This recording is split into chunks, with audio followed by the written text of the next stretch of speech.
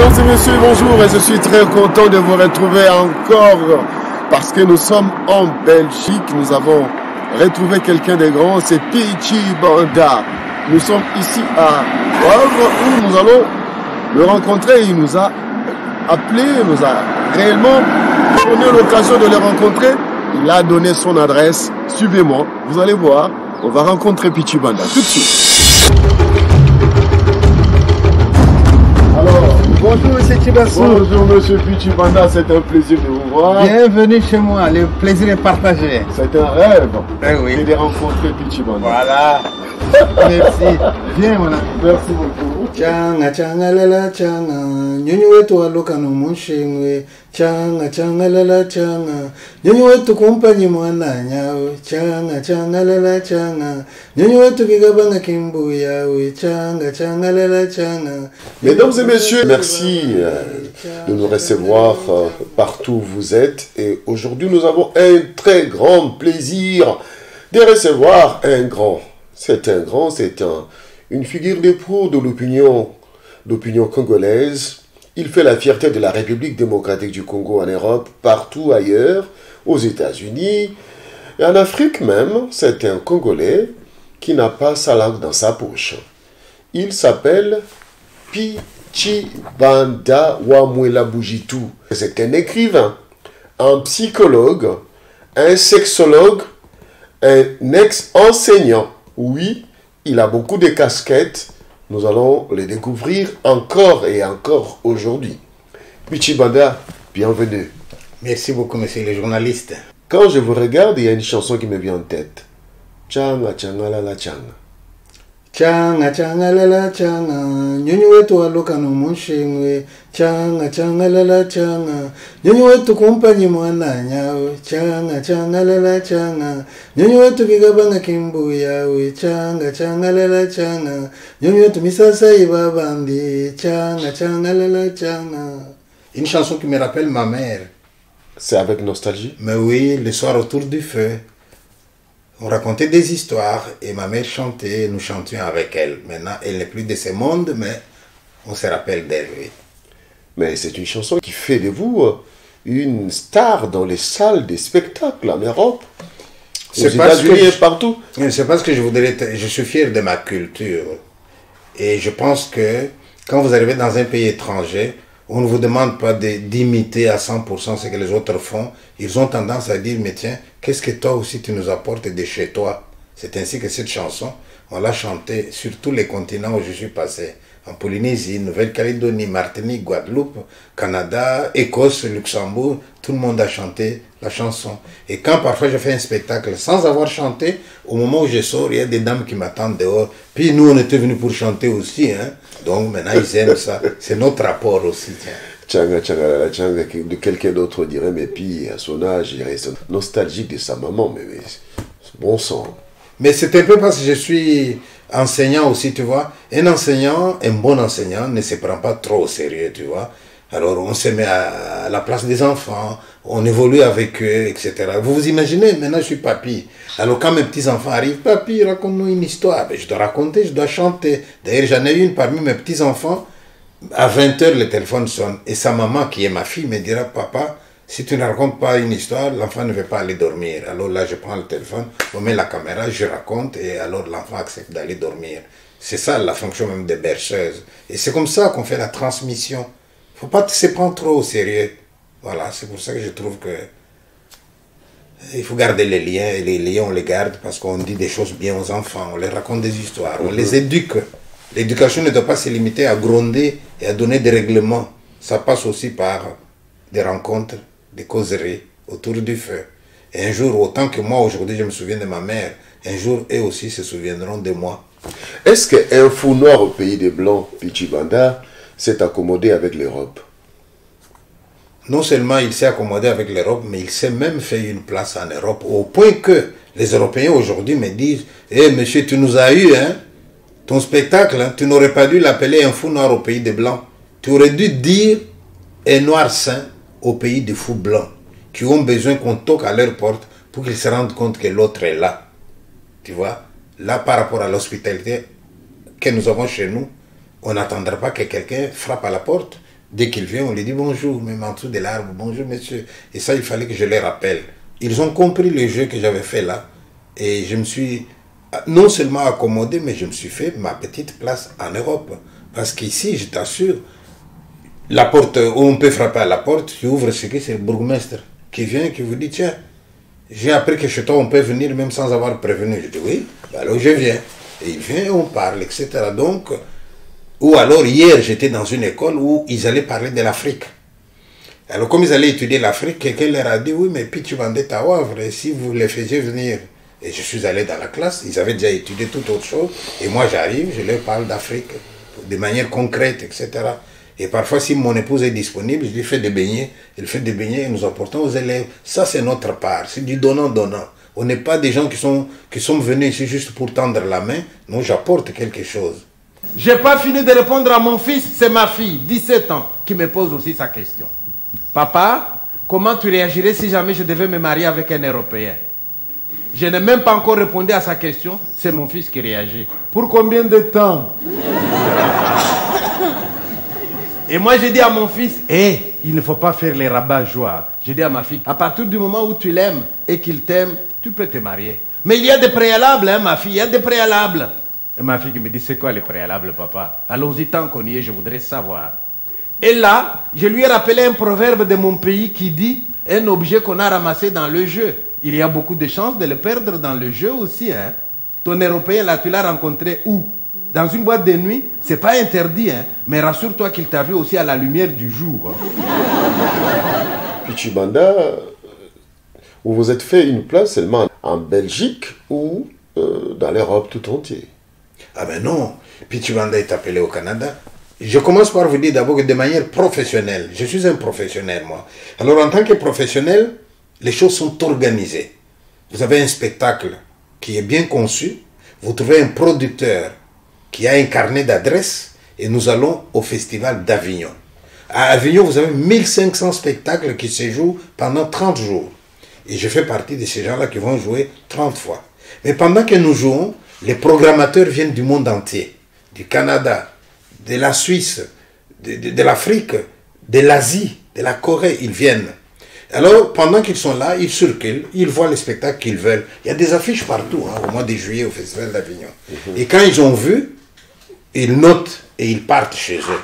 Mais une fois partis, vous voyez alors quelqu'un qui vous dit « J'ai vu votre spectacle à Avignon au mois de juillet. Ici au Canada, on a des disponibilités de vous accueillir. Est-ce que ça vous dit ?» Et si je dis oui, il signe le contrat avec les producteurs et je suis parti. C'est pour ça que je suis connu un peu partout. J'ai joué au Bénin, j'ai joué au Sénégal, j'ai joué au Burkina Faso. J'ai joué au Canada et dans beaucoup d'endroits, beaucoup de villes au Canada. J'ai joué à Martinique, en Guadeloupe, en Guyane française, en Polynésie française, en Écosse, même en Slovaquie. En Slovaquie et en Allemagne, oui. Non, on demande partout. Hein. Alors, Pichi Banda qui joue au Pays des Blancs, mais un peu méconnu chez lui, pas de grands spectacles à la hauteur de Pichi Banda. Je pense que chez nous, il manque deux choses. D'abord, une certaine culture des spectacles et une certaine organisation. Je pense que chez nous, si vous dites, voilà, tel musicien va jouer au stade, oh, c'est tout le monde qui va parce qu'un musicien joue. C'est très bien, merci pour les musiciens, je les félicite.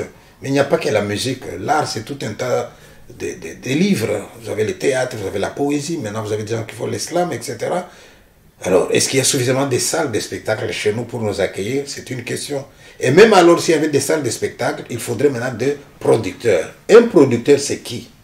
Il y en a même qui gagnent de l'argent avec ça. Hein. Un producteur, c'est quelqu'un qui va investir son argent dans la production culturelle. Exemple, vous avez de l'argent et vous dites, voilà, moi je prends en charge Pichi Banda. À ce moment-là, c'est vous qui cherchez la salle où je vais devoir jouer. C'est vous qui cherchez les sponsors qui vont vous soutenir dans ce que vous allez organiser. Et à ce moment-là, tout ce qui a frais, billets d'avion pour Pichi Banda, séjour de votre serviteur à Kinshasa ou à Lubumbashi. Et donc, vous n'avez pas encore eu un producteur qui vous a proposé tout ça? Un producteur de chez nous, non. Mais j'ai eu un producteur au Canada. Non. Au Canada, oui, Festival des Contes de Montréal. J'ai eu un producteur en Belgique, Olivier Blin. J'ai eu un producteur en Suisse, Danilo, avec l'association Aravo. Et j'ai un producteur actuellement en France qui s'appelle Créat Diffusion. Tu vois, donc, c'est des professionnels. Ils ont incarné un programmateur, un producteur, il a même les carnets de toutes les salles de spectacle qui existent dans le monde où il connaît. Alors à ce moment-là, c'est lui-même qui contacte tel théâtre. Et si je venais avec Pichibanda, à ce moment-là, il dit d'accord, alors combien vous demandez et quelle est la part de l'artiste, quelle est la part du programmateur et quelle est la part de la salle. Alors, je vais vous poser une question. Pichibanda, fille enseignant, Pichibanda a connu beaucoup de choses dans sa vie. Pichibanda, c'est celui qui a raconté l'histoire des Kassaïens qui ont quitté Katanga, Lubumbashi pour le Kasaï. C'est vous qui avez réveillé un peu cette histoire pour que la jeune génération puisse se rendre compte de cela. Dites-nous, est-ce que l'acteur Pichibanda s'est révélé en Europe ou ça a débuté chez vous en RDC? Je pense que ça a débuté en RDC. En RDC, on a du potentiel. On a du potentiel. Mais une fois que vous avez le potentiel, tout dépend là où vous allez, comment est-ce que vous arrivez à vous adapter. Moi, j'ai été professeur pendant 10 ans chez nous, à l'époque où les professeurs étaient très mal payés. Mais alors à ce moment-là, comment croyez-vous que je vivais? Je n'étais pas de ceux qui vont dire aux élèves, allez, la corruption, non. J'étais dans des écoles où la corruption ne se faisait pas. Moi-même, je n'ai jamais corrompu, je n'ai jamais été corrompu. Et la culture de la corruption, je n'aimais pas. Alors, comment est-ce que je me débrouillais? J'étais photographe. Demandez aux gens qui ont été à Kapolo, pendant que j'étais professeur là-bas, j'étais en même temps le seul photographe du village. Donc, il y a un décès, je vais photographier. Il y a des premières communions, je suis là avec mon appareil photo, et même sur le lac. Quand les pêcheurs reviennent avec du poisson et que le soleil il est déjà en train de se coucher là, il est tout jaune là, et bien je prends des photos. Au crépuscule, je prends des photos. Et il m'arrivait de gagner 7 fois mon salaire de prof. Ça veut donc dire que là où mon collègue prof n'avait que 1000, moi j'avais 7000. J'ai vécu comme ça. Mais en même temps, j'écrivais. Or, quand vous écrivez, il y a aussi les droits d'auteur. Ce n'est pas énorme, mais on a quand même les droits d'auteur. Et puis, une fois que vous avez écrit, vous avez un statut de l'écrivain. C'est comme une carte de visite. C'est comme une clé qui peut vous ouvrir les portes. À ce moment-là, Pichibanda peut arriver quelque part. Qui êtes-vous? Je suis un écrivain congolais. Ah oui, d'accord. Il y a un peu de respectabilité là-dedans. Maintenant, j'arrive ici en Europe, je me dis, oh là là, ici, qu'est-ce que je vais faire? On n'a pas forcément besoin de moi. On ne va pas forcément m'ouvrir des portes. Et j'essaie de me donner moi-même la chance. La chance que j'avais, c'était quoi? J'avais beau avoir un diplôme de licence de psychologie de Kisangani, ici j'ai recommencé à Louvain-la-Neuve, où j'ai fait les sciences des familles et sexualité. Et j'ai eu un autre diplôme. Maintenant, mes 2 diplômes en poche, je me suis dit, tiens, je vais inventer quelque chose. J'ai vu que les enfants d'ici, dès que vous lui dites, Eric, il vous dit, oui, est-ce qu'on va faire ça maintenant? Non. Pourquoi non? J'ai pas envie. Et le parent qui dit, c'est comme tu veux. Je dis, oh là là, et les miens vont me parler comme ça bientôt quand ils vont arriver. J'ai dit, mais pourquoi vous laissez tout le temps vos enfants vous dire, j'ai pas envie? Or, dans la vie, nous allons faire aussi un certain nombre de choses dont nous n'avons pas envie, mais qu'on va devoir faire, soit pour faire plaisir à quelqu'un, soit par devoir de sociabilité. Alors j'ai dit, je vais créer une école. J'ai créé en Belgique une école des devoirs dans un bus. Donc vous vous imaginez, un bus aménagé comme une salle de classe, avec une petite bibliothèque, avec des bancs. Et alors, dans la commune où j'habitais, il y avait plus ou moins 7 écoles. Et alors, avec la complicité de la commune, avec la collaboration de la commune, j'allais d'école en école. Ah, Pichibanda est là. Vous avez des enfants qui n'ont envie de rien? Ah bien, ils montent dans mon bus. Et moi, en tant que psychologue, je fais des consultations. Je vois quelles sont les difficultés de l'enfant. Je l'aide. Je suis compteur. Je fais des activités avec eux. Et les parents étaient tous contents. J'ai fait ça pendant 2 ans. Vous allez me dire, mais monsieur, le bus, vous le trouvez où? C'est là que j'admire les autorités d'ici. Et chez nous, on devrait imiter cet exemple-là. J'ai eu l'idée. J'ai commencé à parler des moyens. Il me faut un bus. J'ai demandé audience auprès du bourgmestre. Il m'a reçu. Je lui ai expliqué mon projet. Il m'a dit, et le bus? J'ai dit, vous allez me l'acheter. Ah, mais oui, vous allez me l'acheter. Et il a dit, on va discuter au conseil. Ils ont discuté au conseil. Ils ont trouvé que le projet était valable. Ils ont acheté un bus d'occasion et j'ai fait l'école. Et 2 ans après, les bandits sont venus chez moi, ils ont volé le bus. Et le bus est parti. Et on vole mon bus, le journal Le Soir publie un article.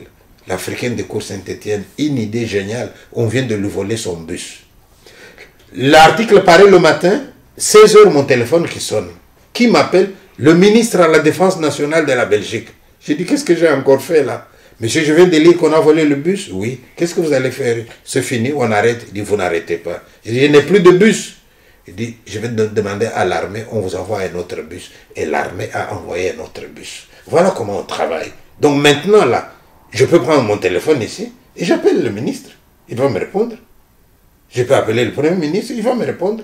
Non seulement parce qu'ils me connaissent, mais si j'appelle, c'est pas pour... J'ai quelque chose de sérieux dans ma tête, tu vois. Alors, on fait ce travail-là. Mais pendant que je fais ça de nouveau, j'écris mes bouquins. Et voilà qu'un fou noir au pays des Blancs arrive à avoir un succès tel que je dois les raconter sur scène.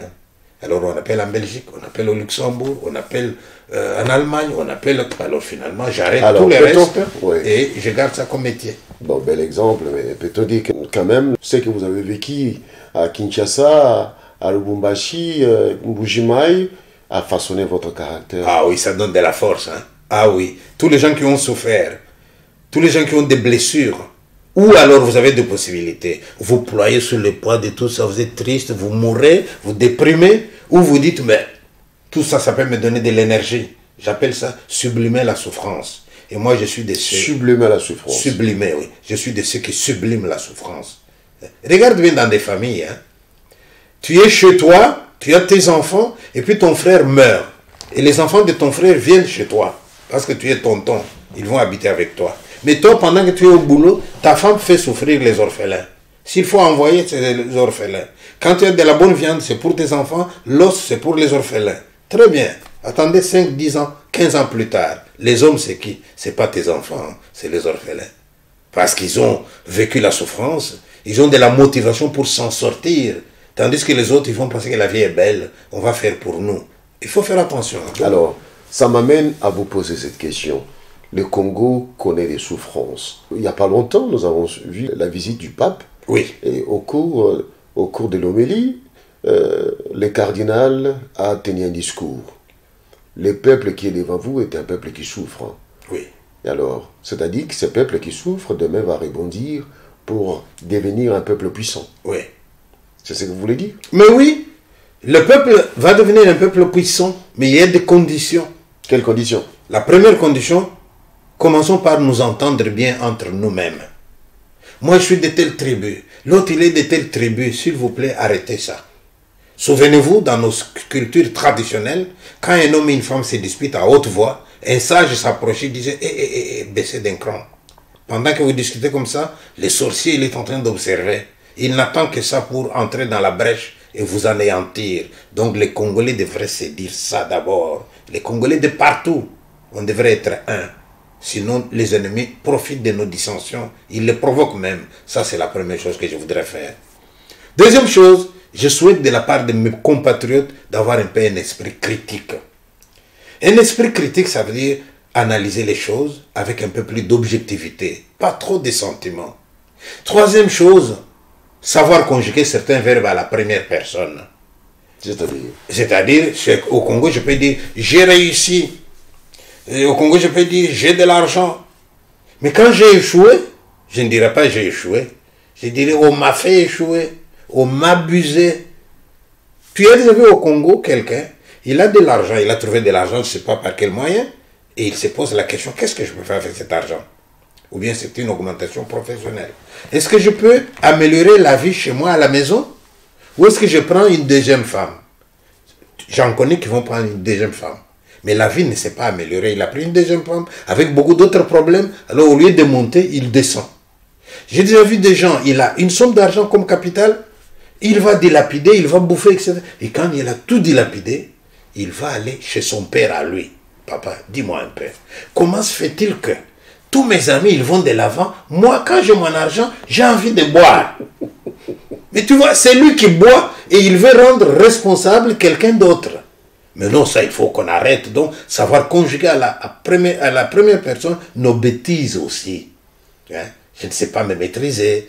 Dès que j'ai l'argent, je deviens fou, je vais manger, etc. Là, on voit du nom, on lui a mis un cœur de je ne sais pas quoi qui le pousse à. Non, toutes ces choses doivent changer. Et puis, j'insiste beaucoup. Les jours où nous saurons mettre quelqu'un à sa place, l'homme qu'il faut à la place qu'il faut, ça serait extraordinaire. Alors, je donne un exemple là précis. Allez-y. N'oubliez jamais que chaque personne, comme nous sommes là, nous avons chacun un profil. Si par exemple, demain, toi qui vas aller chez nous, on te dit, tiens, je connais Pichibanda, c'est quelqu'un qui bégaye, qui ne sait pas bien parler. Tu dis, non, non, non, non, non. Je l'ai interviewé, moi, les gars, ils parlent convenablement. Tu connais un peu cet aspect-là. Ou tu dis, bah, ce type de désordre, tu arrives, tu ne les trouves jamais, ils ne respectent pas les rendez-vous. Non, non, non, non, non, non. Donc, j'ai un profil. Chacun d'entre nous a un profil. C'est un homme dynamique ou pas dynamique. C'est un homme qui a de la sociabilité ou pas de la sociabilité. C'est un homme intelligent ou moyen. C'est un homme... Donc, vous pouvez me décrire, et ça, les psychologues savent le faire. C'est un profil de l'individu. Oui. Mais il existe aussi le profil du métier. Chaque métier a un profil. Alors, quand il faut engager les gens, on vous dit, il a été faire les tests, il a fait l'interview et tout. Mais le but, c'est quoi? C'est que les psychologues, il va sortir votre profil, il va comparer avec le profil du métier qui existe déjà, voir s'il y a compatibilité. Si le profil du métier existe, eh bien, vous l'engagez. Et non pas parce que c'est l'enfant de votre tante, et non pas parce que c'est votre ami. Engagez les gens en fonction de leur profil. À ce moment-là, ils vont faire du travail avec plaisir. Et le pays va aller de l'avant. Très bien. Le pays va aller de l'avant, mais le pays est en guerre. Cette guerre qui dure depuis longtemps, chaque président qui arrive connaît une guerre. Et c'est toujours les Rwandais qui est pointé du doigt. Une fois de plus, le président Félix Tshisekedi fait face à la guerre. Ouais. Votre réaction? Moi, par rapport à la guerre, il faut savoir d'abord d'où elle est venue. Cette guerre ici que vous voyez là chez nous, elle a été préparée de longue date. Cette histoire, comment, je ne vais pas aller trop dans l'histoire, prenons 1959. Vous avez les Rwandais qui se battent, qui mettent les Tutsis dehors. Et les Tutsis vont dans tous les sens. Il y en a qui vont en Ouganda, il y en a qui viennent chez nous. Au cas où vous ne le saviez pas, sachez-le. Ces gens qui sont partis avaient juré, tôt ou tard, nous reviendrons. Et ils se sont comportés en exil de manière à préparer leur retour. Alors on les prépare comment? On peut infiltrer les forts de Kananga, on peut infiltrer notre armée, on peut se retrouver dans l'armée ougandaise, mais tout ça en fonction. Et même, on fait des cotisations. Les jours où tu auras un Tutsi de bonne foi, de bonne volonté, discutez un peu avec lui, il vous dira oui, toutes ces années, nous avons cotisé en prévision du jour où nous allions attaquer. Tu vois, ça vient de longue date. Mais maintenant, le problème qu'ils ont entre eux, les Tutsis se disent race hamite, descendants de l'Égypte ancien, race supérieure qui doit dominer l'autre. Et les Européens les ont aidés dans ce sens-là. Se sont servis d'eux pour écraser les Hutus, considérés un peu comme leur valet. Ben, les Hutus se fâchent aujourd'hui. Ils disent non, c'est fini. Maintenant, c'est la démocratie. Mais si les critères de vote ne sont que des critères tribaux, les Tutsis n'ont plus la possibilité de devenir président par élection. Il n'y a qu'un moyen, on va se battre. Alors, ils avaient préparé leur coup depuis longtemps, et quand leur a sonné d'attaquer, ils ont attaqué. Malheureusement, pour attaquer le Congo qui est grand, le Congo qui avait une bonne armée quand même, eh bien, ils ont été intelligents. Ils ont pris un masque, d'abord 2 masques. N'oubliez jamais que lorsque les Rwandais ont pris le pouvoir au Rwanda, c'est pas Paul Kagame qui était président. Ça, beaucoup de gens ont oublié. Le président, c'était Bizimungu. Or, Bizimungu, c'était un Hutu. Tu vois comment Kagame est malin? Il prend le masque Bizimungu pour dire, c'est pas tout ça, hein, c'est tous ensemble. Mais dès qu'il a pris le pouvoir, allez, Bizimungu, prison. C'est ce qu'on a fait. Alors, autant il avait besoin de masques, il a cherché un masque congolais. Et il a pris Kabila Père, masque, de nouveau. Et ils sont entrés. À ce moment-là, non, non, nous sommes des lumumbistes. Vous êtes des lumumbistes, oui. Ok. Mais au moment où ils viennent, Kabila était porte-parole de ses amis, ils étaient 4, parmi lesquels un certain Ngandu Kisase, dont personne ne parle aujourd'hui. Mais juste au moment où on voit que ça commence à s'approcher, eh bien c'est Ngandu Kisase qui va être tué. Et qui volait de victoire en victoire, mais notre armée aurait visé juste Ngandu Kisase. Et lorsque Ngandu Kisase meurt, donc Ngandu Kisase qui était congolais, général, qui meurt, il laisse la place à qui? James Kabarebe. Et nous avons, vous avez déjà vu un pays avec un chef de l'armée qui est d'un autre pays? Et lorsque Tshisekedi, père, qui était clairvoyant, il dit non, non, il y a du louche. Je vais aller voir mon frère Kabila. Quelqu'un s'est interposé. Tu n'as pas le droit de voir Kabila. C'est moi que tu dois voir.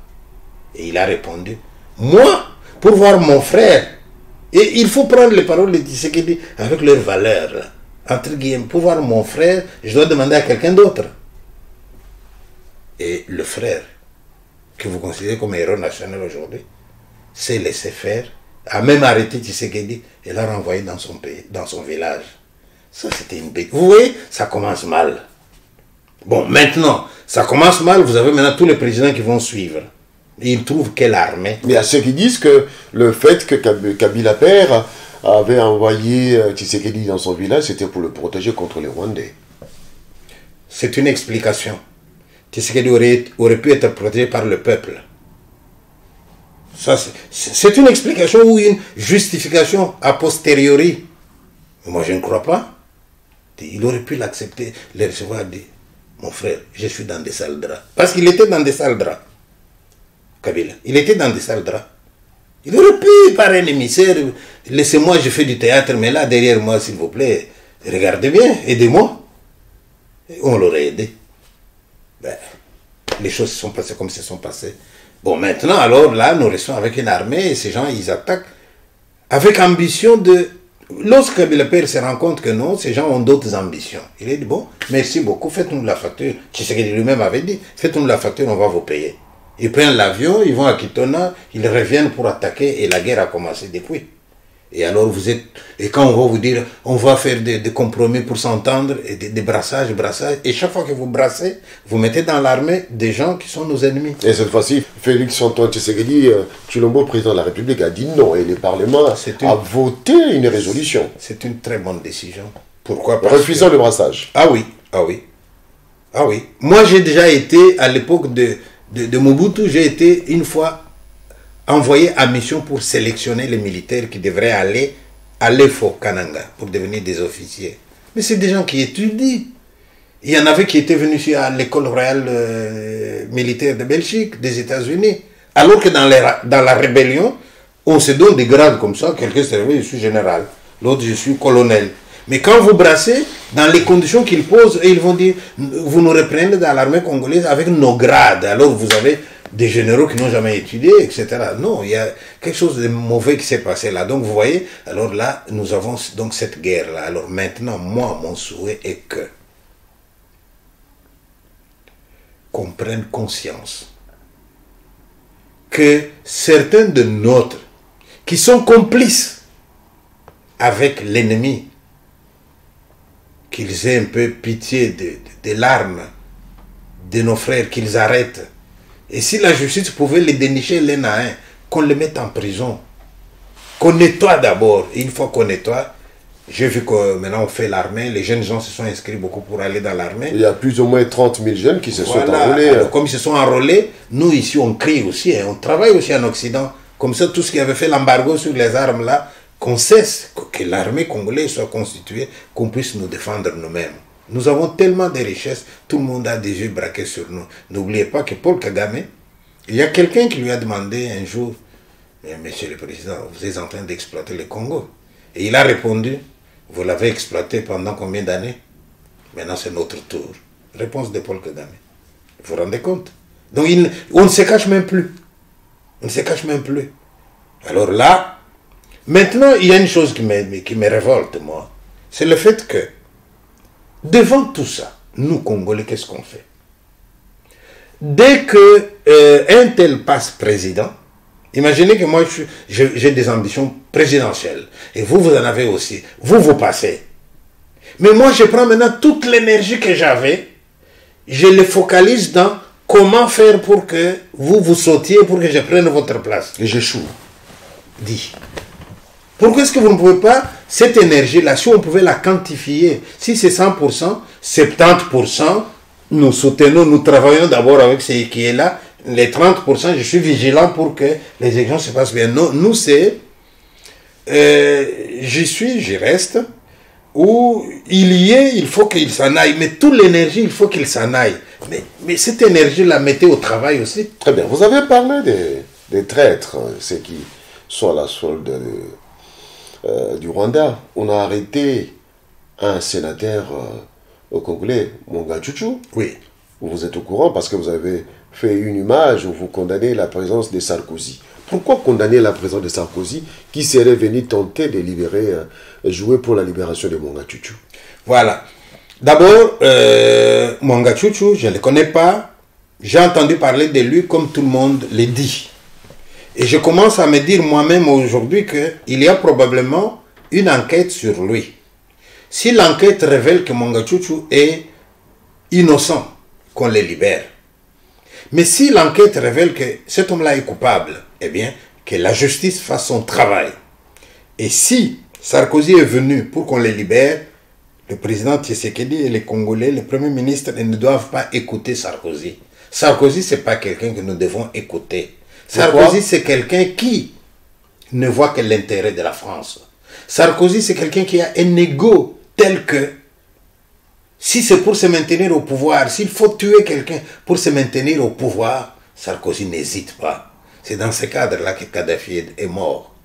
Et n'oubliez pas que lorsque le Rwanda est devenu anglophone, le Rwanda est fâché contre la France et Sarkozy a voulu normaliser.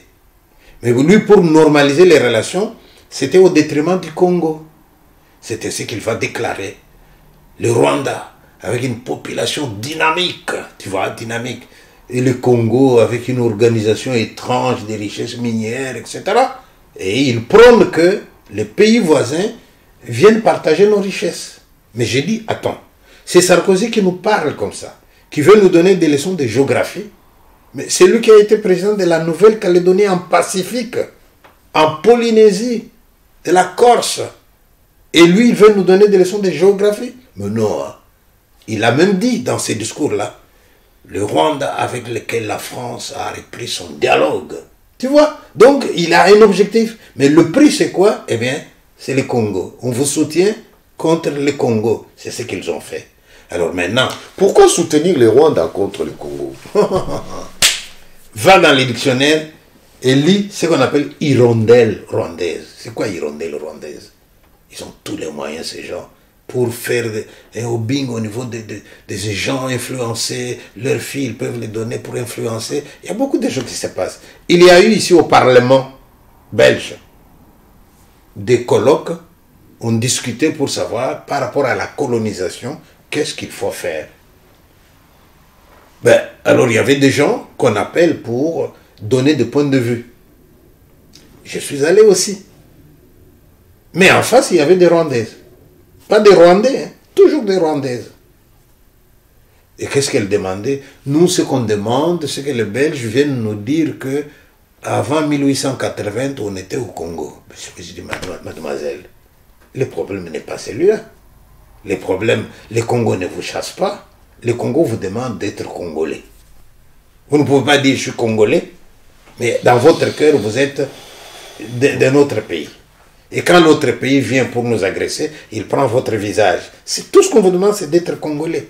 Moi, combien d'élèves, Tutsi, j'ai pas eu pendant ma carrière de prof, qui me voient, qui me saluent, même du Rwanda encore aujourd'hui. Alors, le problème n'est pas là. Le problème, c'est, vous arrivez quelque part, soyez les gens de cet endroit-là.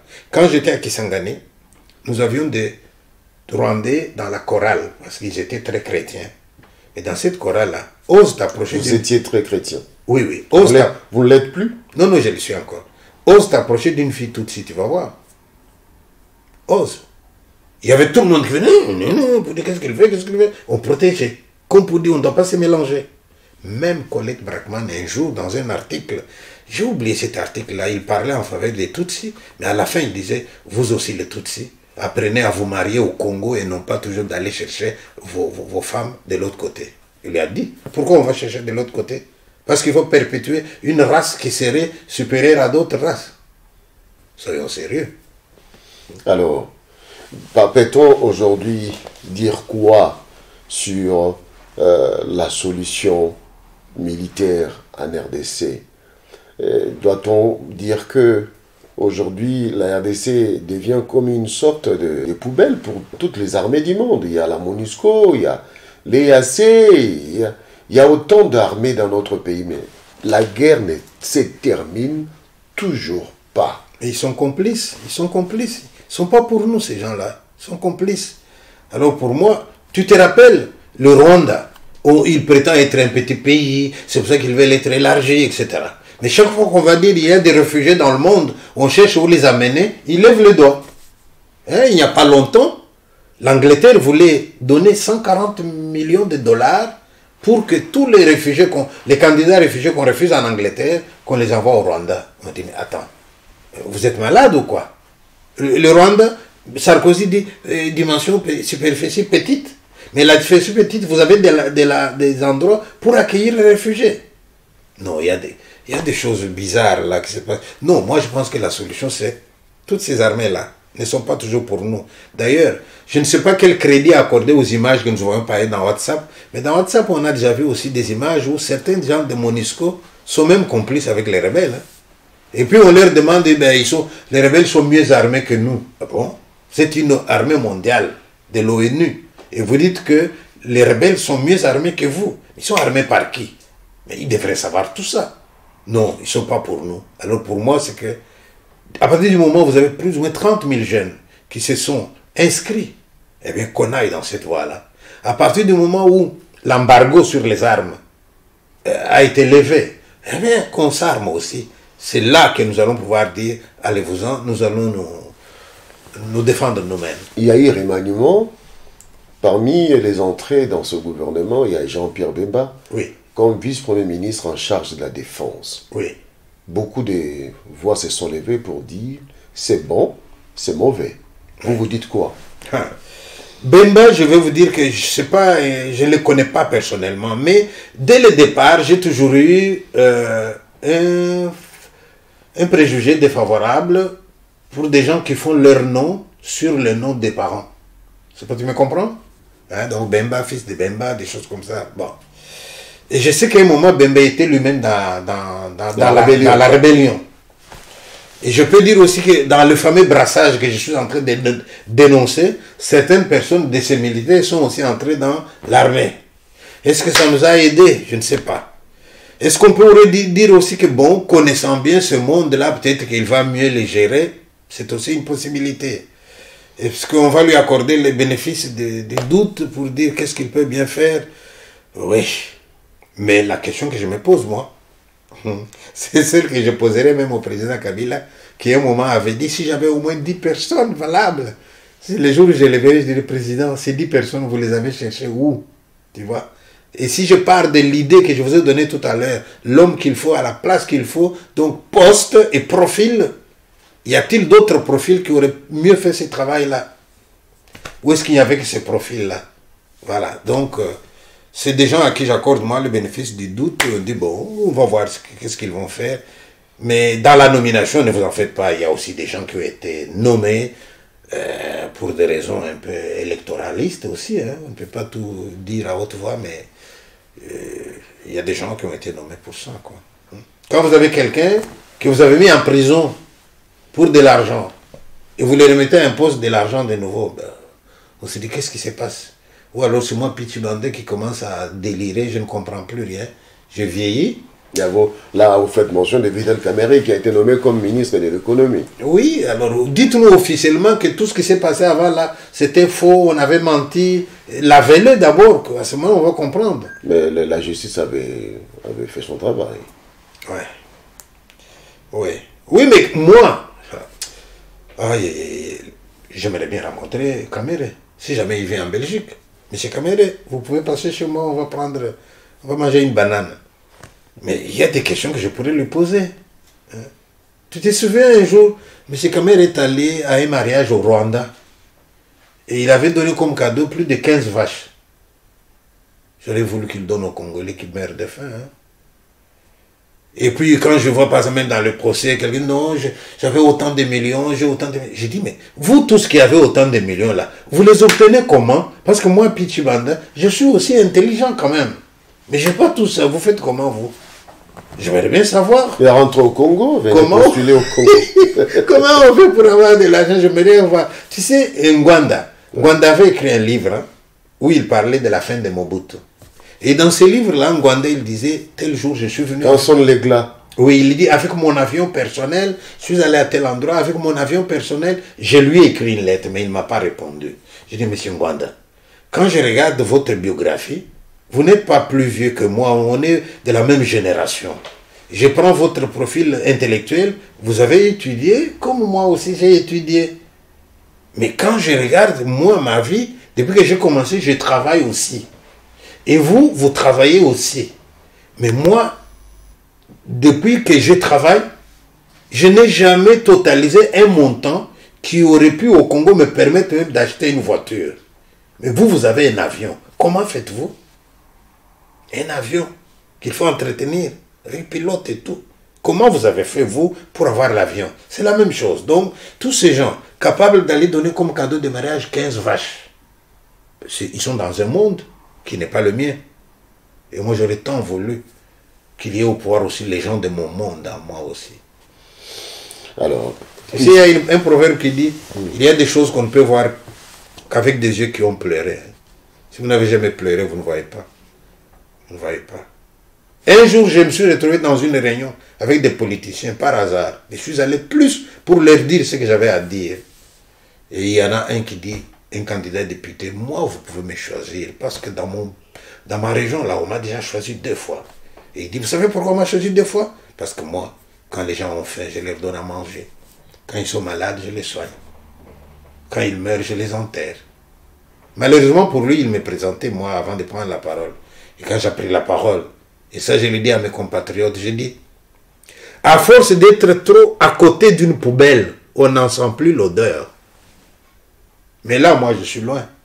Comme je suis loin, quand j'arrive et qu'il y a la poubelle, tout de suite, ça me frappe. Mais vous, vous êtes déjà habitué à cette odeur-là, vous ne sentez pas. Et j'ai dit aux candidats députés, et je le répète parce que c'est le moment d'enrôlement des élections qui va venir. J'ai dit, les gens ont faim, vous leur donnez à manger. Les gens sont malades, vous les soignez. Ils meurent et vous les enterrez. Non, monsieur. Ce que moi je veux, c'est un pays où les gens ont faim, ils se nourrissent eux-mêmes. Dites-nous un peu votre point de vue par rapport à la loi Tchani. La loi Tchani qui a fait couler beaucoup d'encre et de salive, déposée à la chambre basse du Parlement congolais. Vous êtes congolais, vous êtes écrivain, intellectuel congolais. Comment? Quelle est votre appréhension de cette proposition de loi?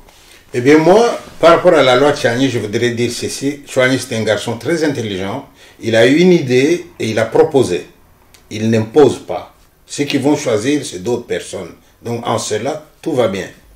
Mais maintenant, tout ce qu'on entend autour, on dirait que cette loi vise quelques personnes. Une loi qui ne viserait que des personnes, ce n'est pas une bonne loi. La loi doit être faite dans la neutralité, sans qu'il y ait de problème. Ou alors, si on veut éviter des problèmes, on pourrait dire, pour cette fois-ci, pour telle personne que nous connaissons déjà chez nous, ça va. Mais cette loi ne vise que... Mais à l'avenir... Ne vise que le poste des responsabilités telles que la présidence de la République ne peut être président de la République que celui qui est de père et de mère. C'est pas protéger l'institution président de la République. Je peux comprendre, ça je peux comprendre. Dans un pays où vous avez des gens, il a une autre nationalité, il vient se camoufler, il prétend qu'il est de chez nous alors qu'il n'est pas chez nous. Je peux comprendre que la loi Tchani puisse être proposée, même si elle tombe un peu mal, parce que tel qu'on le fait maintenant, on va croire qu'on attaque quelqu'un ou d'autres personnes, etc. J'ai entendu dire qu'il y a un qui a déjà voulu à Lubumbashi faire une... Puis il va se plaindre au niveau international pour dire il y a discrimination ici. Bon. Non, moi, bref, je voudrais dire par exemple que je suis tellement un homme ouvert, moi, surtout que je vis dans le monde, je suis accueilli partout, hein, que alors me restreindre à une communauté, ça me dérange quelque part, mais je comprends, compte tenu de ce qui se passe dans notre pays, compte tenu des gens qui nous ont infiltrés, craindre qu'il n'arrive à la fonction suprême, je suis d'accord. S'il y a des preuves qui montrent que cet homme n'est pas congolais, je suis d'accord. Mais en même temps, je voudrais ajouter que être de père et de mère, ce n'est pas une garantie. Ce n'est pas une garantie parce qu'aujourd'hui, aller à Lubumbashi, vous allez voir que j'ai entendu dire qu'il y a de l'insécurité dans la ville. On tue des gens, on les met dans les sacs, on les jette. Ces gens qu'on met dans les sacs, c'est des pères et des mères. Et ceux qui les mettent dans ces sacs-là, c'est des pères et des mères aussi. Donc, ce n'est pas une garantie, mais je comprends, je comprends. Vous savez, quand on doit voter, vous avez bien des gens qui vous disent pour, contre, et il y en a qui font l'abstention. Mais même ceux qui font l'abstention, ils n'ont pas tort. Ils se disent, tiens, je ne vais pas me situer ni dans un camp ni dans un autre. Donc, protéger une fonction comme celle-là, tout à fait d'accord. Mais j'ajoute tout simplement que être des pères et des mères, ce n'est pas une garantie. Ce n'est pas une garantie.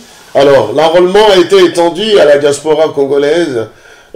Pouvez-vous enrôler en France? Vous avez déjà votre carte d'électeur, Pichu Banda? Non, je n'ai pas encore ma carte d'électeur. Pourquoi? Parce que je suis un homme optimiste, je suis un homme qui... Je vais de l'avant, etc. Mais parfois, il y a des choses qui me dérangent et je ne suis pas trop pressé. Comme quoi? Qu'est-ce qui vous dérange? Ce qui me dérange, c'est que il y a des choses que je trouve parfois pas toujours nécessaires. Tu vois, aujourd'hui, je vais te dire vraiment le fond de ma pensée. Et j'ai entendu un journaliste camerounais qui disait, dans nos pays, nous faisons parfois des recherches pour trouver quelque chose qu'on a déjà trouvé. C'est-à-dire? On sait où on va. Comment est-ce que je dois dire ça? Je dois dire que quand je regarde tout ce que le président actuel a entrepris comme initiative dans le pays, c'est comme 145 territoires, je pense. Le projet des 145 territoires. Et que par-ci, je vois s'élever un hôpital, une école, une route, etc., etc. Je serai de ceux qui disent que, est-ce qu'il ne faut pas lui laisser le temps de terminer tout ça? Au lieu d'aller aux élections.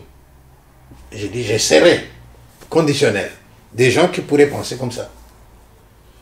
Que le président a besoin du temps pour terminer ce qu'il a. Là, il faudra modifier la Constitution. Oui, on ne peut pas modifier la Constitution, alors on va aux élections. Il aura son second mandat s'il est élu. Ouais. Restons un peu dans le flou là-dessus. Pichibanda. On ne peut pas parler Pichibanda sans oublier les Katanga. Il y a ce climat délétère au Katanga, surtout à Lubumbashi, entre la communauté katangaise et la communauté kassaïenne. Le vivre ensemble n'est pas toujours à l'ordre du jour. Une sorte de résurrection des vieux démons de la division. Oui, le vieux démon de la division se réveille au Katanga. D'abord, il faut noter qu'au moment où nous, on a été chassés du Katanga, nous étions quand même des Katangais, pour la plupart, qui avions du boulot là-bas. Moi-même, je suis né là-bas. Ça semblait un peu tiré par les cheveux comme ça, de dire aux gens, allez-vous-en. Et par contre, maintenant, la colère des Katangais aujourd'hui, c'est le nombre de gens qui sont allés en masse. Alors quand on va en masse et qu'on n'a pas de boulot, comme moi je travaille à la Jacamine, quand on va en masse et qu'on n'a même pas un bon logement, alors on va se retrouver dans des taudis, etc. Quand on va en masse et qu'on va commencer une activité qui va peut-être déranger la circulation dans la ville, eh bien c'est cette poussée-là, ces faits qui sont venus nombreux qui dérangent quelque part. Mais en même temps, on doit tirer des leçons. Tirer des leçons, c'est dire, que ce soit au gouvernement actuel ou au gouvernement à venir, que nous devons faire en sorte que toutes les provinces soient attractives. Qu'il y ait de l'électricité partout, qu'il y ait de belles routes partout, qu'il y ait des hôpitaux partout pour que les gens restent quand même chez eux. Quand je vais à Kinshasa et que je dois aller chercher une connaissance, je dis accompagnez-moi, on m'accompagne et j'arrive à certains endroits, je dis tiens, ici on est encore à Kinshasa? Oui, c'est Kinshasa. Oh, j'ai dit mais autant rester en Gandajika que d'être ici, ça c'est quel Kinshasa là? Mais parce que tout le monde veut s'agglutiner à Kinshasa, on va construire même là où il y avait des lits de rivières. Et quand la pluie tombe, vous avez des voitures qui coulent. Mais ces choses-là, il faut les attaquer à la source. Et attaquer à la source, c'est faire que tout soit bien dans toutes les provinces. Et si toutes les provinces sont bien, les gens vont rester chez eux. Mais en même temps, les pauvres Kassaïens qui vont là-bas, c'est pas toujours de leur faute, je t'ai dit. Depuis l'époque coloniale, les Européens qui arrivaient chez nous, ils pouvaient s'installer, construire un peu partout, sauf au Kasaï, qui était considéré comme une zone minière. Conséquence, ils vont installer des barrages hydroélectriques là où ils vont aller, de belles maisons, au point que même à l'indépendance, vous avez Lubumbashi qui va hériter de belles villes. Likasi, Jadoville, Kolwezi, on hérite de quelque chose. Mais Mbujima a hérité de quoi? Zéro. Bujumaï, c'est un grand village, tu vois. Alors, le temps de rattraper le retard, ils vont envier telle ville où il y a de belles maisons, où il y a de belles routes, etc. Ben, le temps a sonné pour qu'on construise tout le Congo de la même manière. C'est pour ça que je salue le projet des 145 territoires, pour autant que les territoires soient répartis de manière équitable. Ça, j'aime bien, parce que ça va faire des pôles de développement partout. Et si on continue dans cette voie-là, on peut espérer que le Congo va s'équilibrer. On termine en beauté, en chantant Tchanga, Tchanga, la Tchanga. C'est quand le projet spectacle? Le projet spectacle au Congo, c'est quand il y aura un producteur congolais. Non, les prochains spectacles des Pichibanda dans le monde, pas seulement au Congo. Ah oui, mais je sais que je serai à Chéné au mois d'avril. Ici, je joue à Chéné. Chéné, c'est où? C'est au-delà de Liège. Je vais jouer aussi dans les environs de Namur. Et puis j'ai eu une demande en France pour le mois de mai, dans 3 villes françaises. Voilà, ça c'est pour l'instant.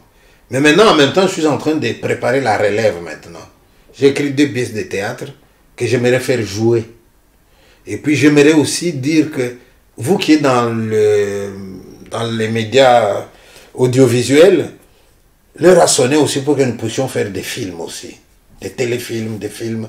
Nous, on est des scénaristes. Moi, je fais... Regarde ça, je voulais te montrer aussi. Tu vois ça, l'aventure coloniale. Je veux voir. Ça, c'est une bande dessinée. La 4e que je viens de faire. L'aventure coloniale trace d'une histoire dérangeante à Mons. Oui. Qu'est-ce qui se passe dans cette BD? Dans la ville de Mons, hein, vous avez des monuments, dans des parcs, etc. Des gens qui ont été chez nous. Mais maintenant, on va derrière chacun pour dire, tiens, un tel, il a été chez nous. Et il trône là comme un héros. Mais j'en ai trouvé là qui ne méritaient pas d'être trônés comme des héros. Et c'est ça que je dénonce. Je te donne un exemple. Il y a un monsieur qui a été chez nous. Il s'appelle monsieur Le Maire. Il a été dans la région de l'Équateur, etc. Cet homme, quand il est mort, ici à Mons, en mettant de l'ordre dans ses papiers, on a retrouvé son carnet de bord dans lequel il notait ses aventures quand il était chez nous. Il vous dit très bien. Je suis arrivé dans la ville de Boende. Il fallait que je trouve des gens pour aller cueillir les caoutchoucs.